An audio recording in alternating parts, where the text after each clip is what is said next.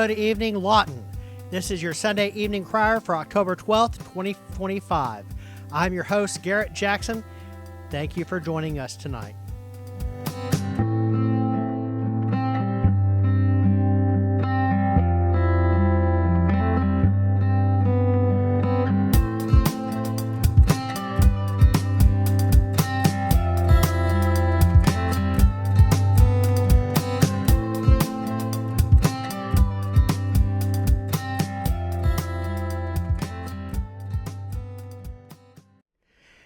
Councilman Epps, thank you for joining us this evening. We're before your second city council meeting here at the City Hall. And you had an interesting meeting last time. You were sworn in, and then you had a little 5-minute break for a reception, and then you jumped right on the dais, and you started acting as a city council person. Tell me, what has been the most surprising thing in the 2 weeks that you've learned as a city councilman? I think the most surprising thing in just 2 weeks, so I don't know everything yet, but already I've had a couple of constituents reach out to me, and as I researched what their concern was, I gained an understanding of what's in the realm of legally possible for the city, and how do you match that up with what the constituent has a concern with, right? So conversations with the city were definitely enlightening. We were able to resolve some concerns, and I'm happy about that. I'm happy for them that they were happy with that outcome, but it's a learning process. And I think just in the 2 weeks is learning that, you have to temper.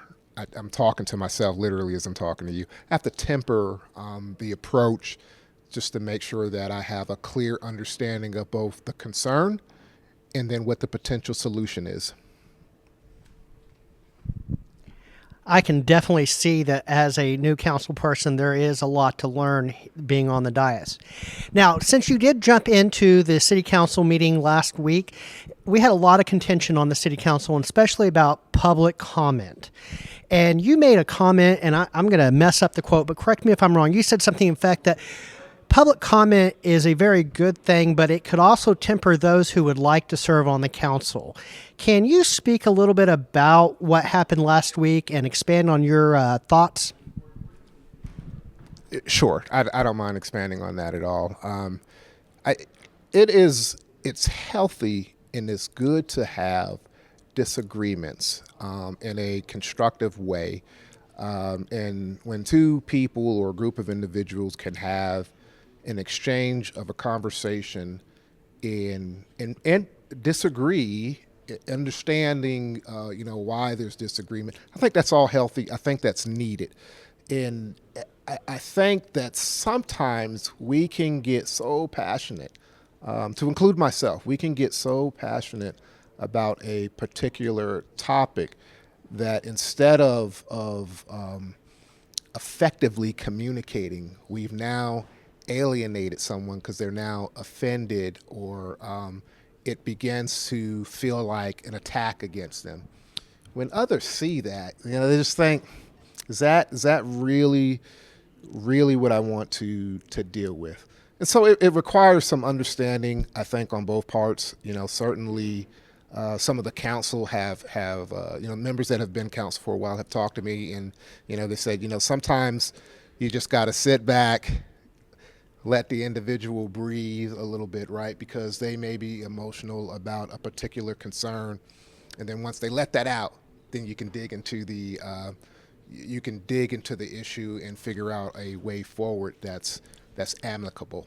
So my comment was a lot deeper than just the kind of the one-liner that I said, if you will. And in my mind, it's really about effective communication. And to me, effective communication is if there's understanding. Doesn't have to be agreement, but at least an understanding. Awesome. There's a lot of topics we can talk about tonight, and I want to talk real quick about one of the topics that is on tonight's agenda, and that is the use of AI. KSWO today had a story about the use of AI in the city council, and when I pulled the exhibits for tonight's City Council, we were looking at well over 800 pages worth of information, which, as someone who likes to read myself, that is quite a daunting amount of reading to do.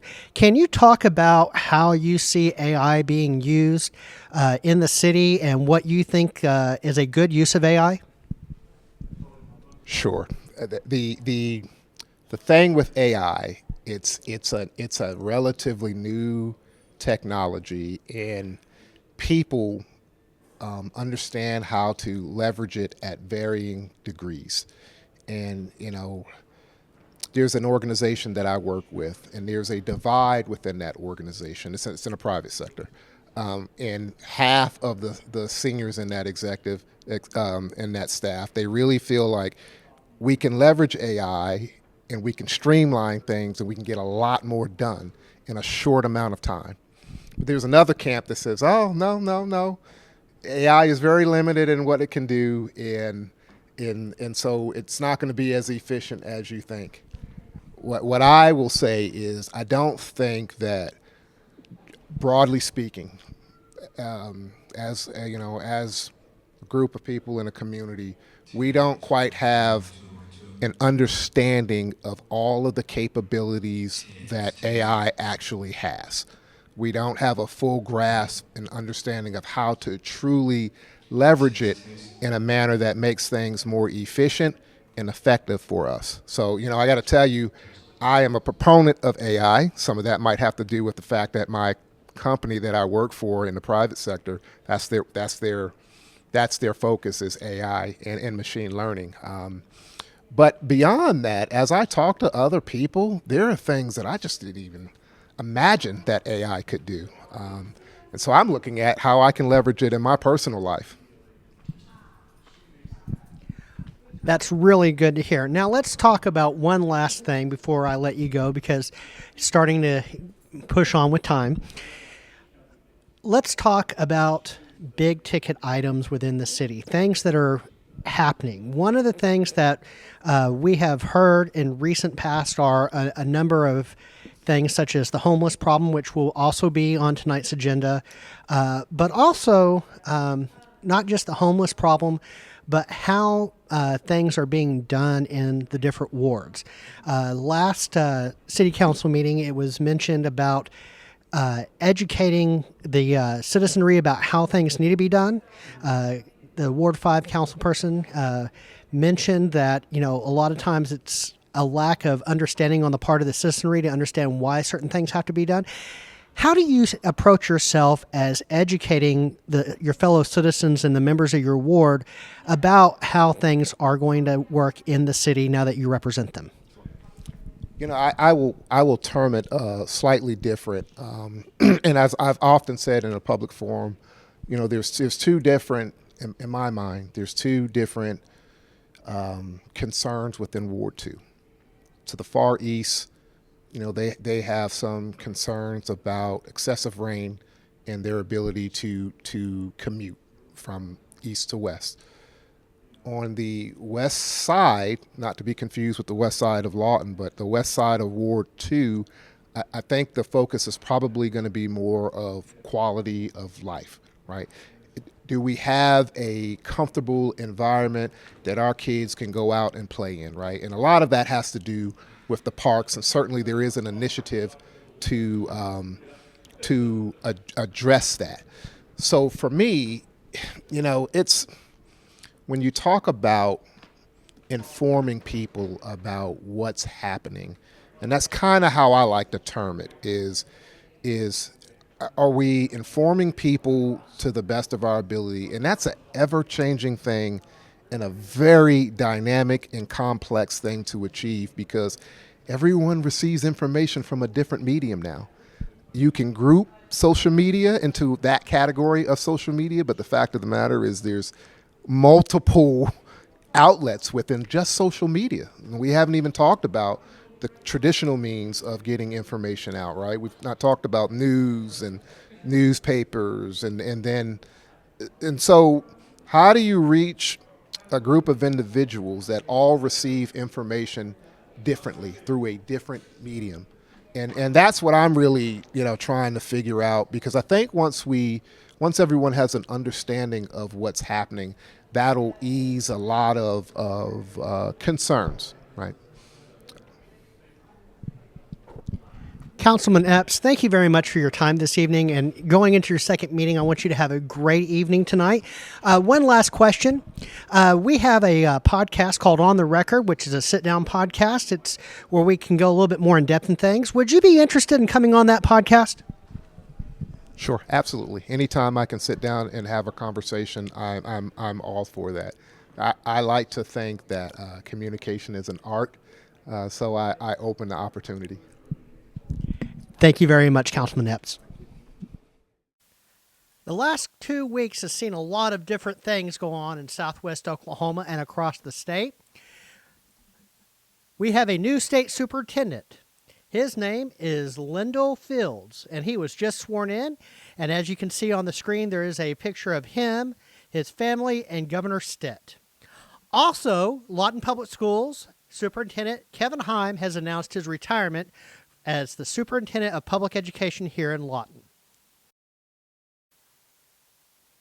Homelessness across the city of Lawton is a big concern to the City Council. Recently, on September 23rd, Governor Stitt made a comment about Stan Booker, Mayor of Lawton, and his way of addressing homelessness within our community. With that being said, we will have a special episode of Be Our Guest, where we will interview a member of the homeless community here in Lawton. That will be coming out on Wednesday, so please be sure to tune in.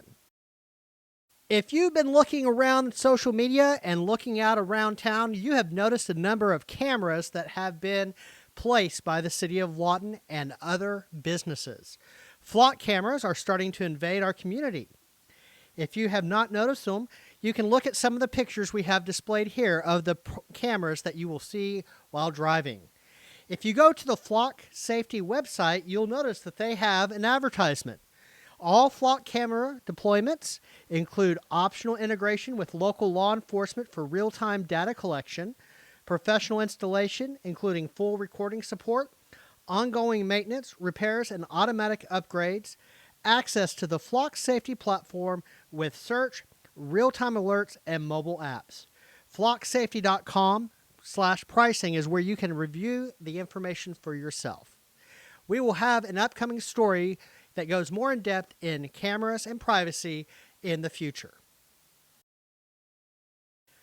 Tuesday, October 14th, the City of Lawton will have a special City Council meeting at 2 p.m. As of press time, that is the only agenda that has been posted, though their scheduled City Council meeting that is regularly held will be that evening as well. We will try to keep you updated on what we find out.